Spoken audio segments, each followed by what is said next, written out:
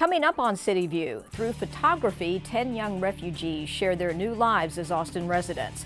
Job seekers come to the city's Expo to relaunch their work lives, and 2 lucky districts will be winners of the Austin Recycles Games.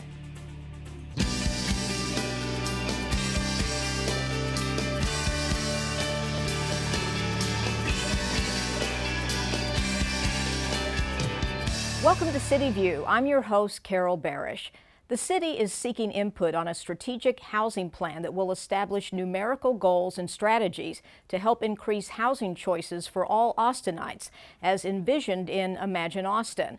The housing plan will include recommended actions to help address the shortage of housing choices that are affordable for low to moderate income residents, as well as create additional housing opportunities for all residents throughout the community. There are 3 ways the community can provide input on the Austin housing plan. This is the first plan of its sort in Austin. There are 12 community events. There's a housing survey, as well as some community conversations, which are packets and activities that small groups can undertake to discuss the housing challenges and different tools and provide that feedback to us. The housing plan will outline a framework of strategies and tools that can help the City of Austin address its affordability challenges as a community. The City of Austin's housing supply is increasingly less affordable for households that are low and moderate income, and through the housing plan we're hoping to increase the variety of housing types that are affordable at all incomes. Right now, the city's code is set up in such a way that it's really quite easy to build single-family homes. Our code makes it actually significantly more difficult to build small-scale, missing middle type housing. So that could include 4plexes or 6plexes or small apartment buildings. We need to think about the code in a way that not only allows but also encourages a greater diversity of housing types. Austinites are invited to share ideas by attending a community event, taking the Austin Housing Survey, or hosting a small group conversation. Find out details at the website on your screen. Feedback collected will help shape Austin's first housing plan. City staff will present a draft plan to the Austin City Council, Housing and Community Development Committee on June 6, 2016.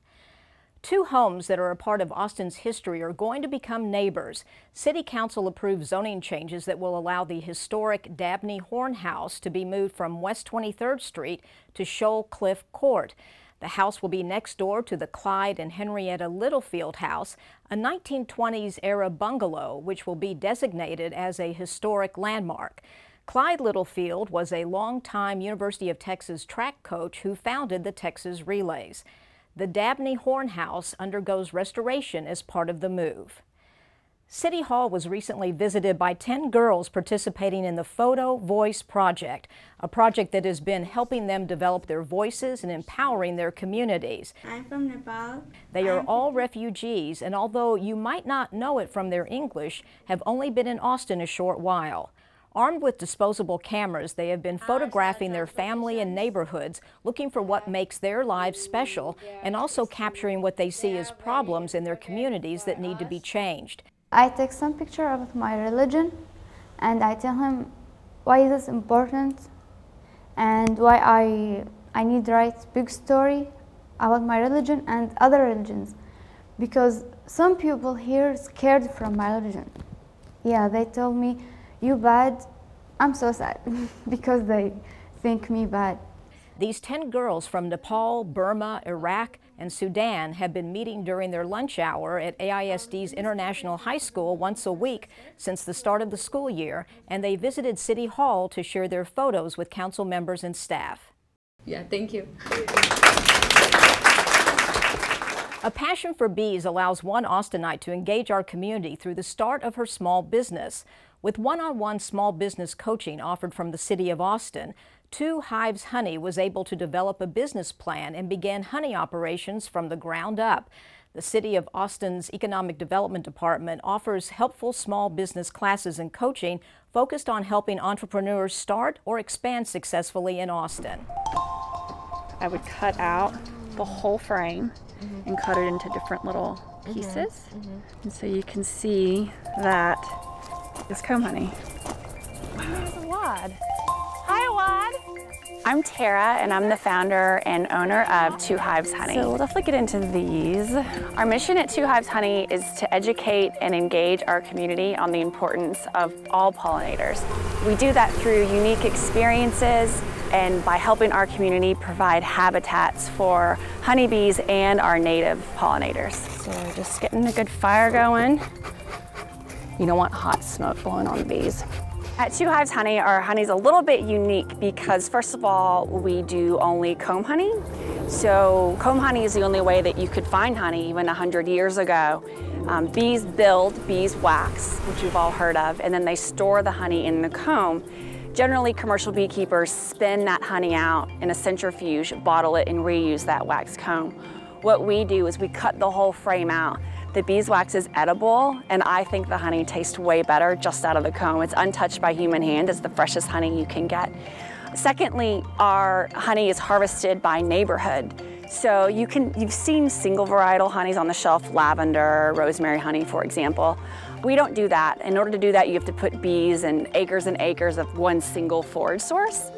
What we do instead is place hives across the city and let whatever the forage is available in that community affect the flavor profile of that honey. We harvest it separately. So the honey may be similar in two communities, or it could be completely different from one year to the next. Think of it as like wine. It's very similar.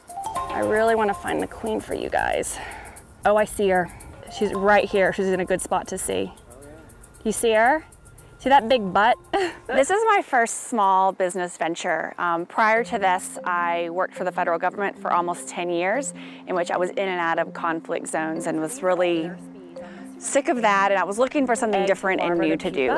So one of the first early resources that I learned about was that the city does free small business coaching. It's actually the first resource I heard of, and I went to the small business orientation, and I remember going to that class with just a little idea, and so when it got to me and I told everyone I wanted to do neighborhood honeys, everyone in the room went, oh, and I thought, well, there's my market research. So that's where I first started, was with the City of Austin, and I was assigned Jeremy Barnt as my small business coach, and I go and see him about every 6 weeks. He's introduced me to so many people that I wouldn't have known otherwise, that have been really beneficial for the business. He's sort of part business coach, part therapist, part bestie, whether he likes it or not. I depend upon him for a lot of things. Did you hear him just pick up? Did you hear that noise? I do love the bees. I am the crazy bee lady. I mean, I look at them like puppies. And since I've started keeping bees, I notice the tiniest flowers, the tiniest bugs. Like, it's just opened my eyes to a world that I feel like I had never seen for 34 years that I suddenly see. So I love them. They bring me so much joy. To learn more about small business coaching and other helpful small business resources in Austin, visit the website on your screen. Although the Austin Recycle Games have reached the finish line, that doesn't mean the fun or recycling is over. Join us at the Austin Earth Day Festival, April 23rd at 4 p.m. to find out if your district won in one of these two categories, Most Recycling and Most Improved. The two winning districts will receive a beautification project at an area park or library. Visit the website on your screen for more details. This year's annual City of Austin Career Expo brought together more than 100 employers from the Austin area. The event was held at the Palmer Events Center, and job seekers attended throughout the afternoon. Basically, I came from all government agencies, data entry, personal assistant, you name it, I've done it. Some of the employers included public agencies such as the City of Austin, Travis County, the University of Texas, and the State of Texas, as well as private employers and temporary staffing agencies. This year marked the 6th year for the city's Career Expo, and the city will plan on providing this expo again next year. City leaders see this as an opportunity to provide ample access to jobs for the Austin community. Well, that's all for this edition of CityView. Our next episode will premiere on Friday, April 22nd. I'm your host, Carol Barish. Thanks for watching.